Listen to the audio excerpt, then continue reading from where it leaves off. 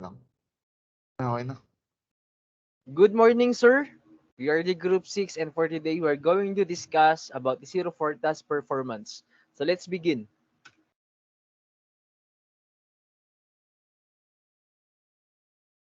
First, in the first picture, create table DBO, grade underscore report. This command creates a new table named grade underscore report. The DBO schema. The table has four columns: student, varchar, subject, varchar, grades, numeric, and semester int. So we're going to insert DBO, grade underscore report, student, subjects, grades, semester, and the values are NJME and mathematics and so on and so forth. So these commands insert records into the grade underscore report table. Each insert statement specifies the values for the student, subject, grades, and semester columns. Select asterisk from grade report.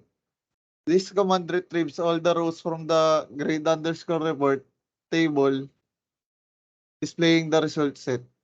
So next.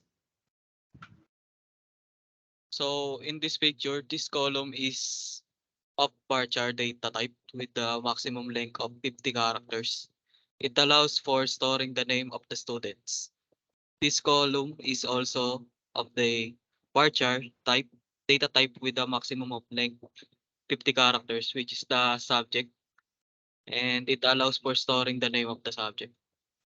For the grades, this column for numeric data type, which is uh, precision of 18 digits and scale of 2. It allows for storing numeric grades with up to 16 digits before the decimal point and 2 digits after the decimal point. Next, please. Begin. This command marks the beginning of block of SQL statement.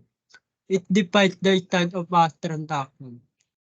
Select student, English, mathematics, science, programming, history. This command select column from the result of the pivot operation. It retrieves two student column and the average rate for the subject, English, mathematics, science, programming, and history. Then from after column select student, subject, grade from grade report. As source table, this command create derived table name source table by selecting the student, subject, and grade. Column from the grade report table. This derived table serves as the source of the pivot operation. Next. So the pivot. So this command performs the the pivot operation. Actually, it transforms the rows of source table into columns based on the values in the subject column. We have here the AVG.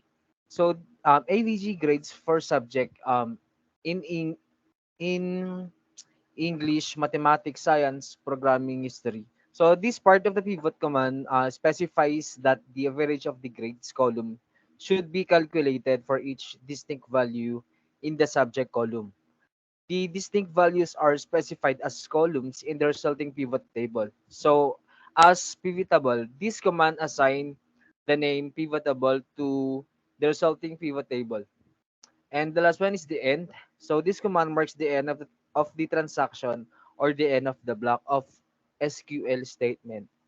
So that would be all, sir. Once again, we are the group 6 and thank you.